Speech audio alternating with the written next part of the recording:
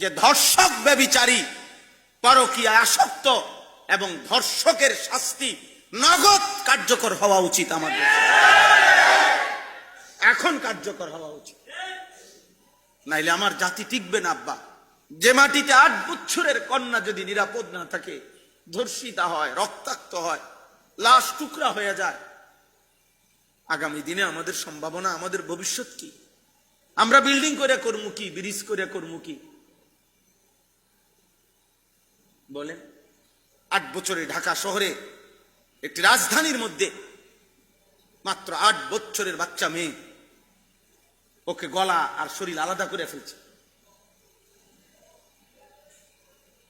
কি নৃশংস যৌন চাহিদা, লজ্জাস্থানের চাহিদা, কি অসভ্যতা, কি পরিমাণ বেড়েছে।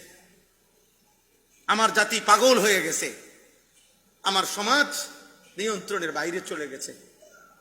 আমাদের ছেলে পেলে, অল্প বয়সী ছেলে পেলে এই নারী ছবি, অশ্লীলতার মোবাইলের এই বেহায়াপনায় এত বেশি, শাহওয়াত প্রবৃত্তি,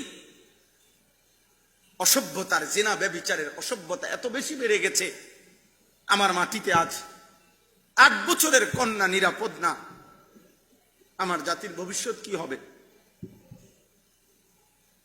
বলেন। আমাদের মেয়েরা, বাচ্চা মেয়েরা কেমনে বড় হবে? তোমাদের ছোট বোন বড় হবে কেমনে আব্বা?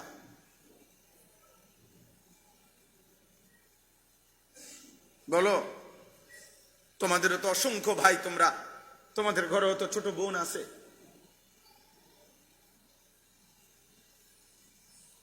যে মাটিতে 8 বছরের কন্যা যদি নিরাপদ না থাকে, ধর্ষিতা হয়, রক্তাক্ত হয়, লাশ টুকরা হয়ে যায়, আগামী দিনে আমাদের সম্ভাবনা, আমাদের ভবিষ্যৎ কি? আমরা বিল্ডিং করে করবো কি, ব্রিজ করে করবো কি?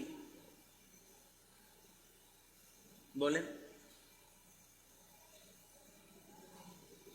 বলে আপন ঘর, এক বাসা, এই বাসা আর ওই বাসা, 2 ফ্ল্যাট 2 দিকে, ওই ফ্ল্যাটের এর এই ফ্ল্যাটের 17 বছরের প্রতিবেশী যদি আপন কন্যার ইজ্জত লুণ্ঠন করে হত্যা করে, 8 বছরের কন্যা। এই জন্য আজ সময়ের দাবি, বেটা ছেলেরা, মুসলমানের নওজোয়ান, তোমরা দাবি করা উচিত আজকে। এটা সরকারি দল বিরোধী দলের বিষয় না।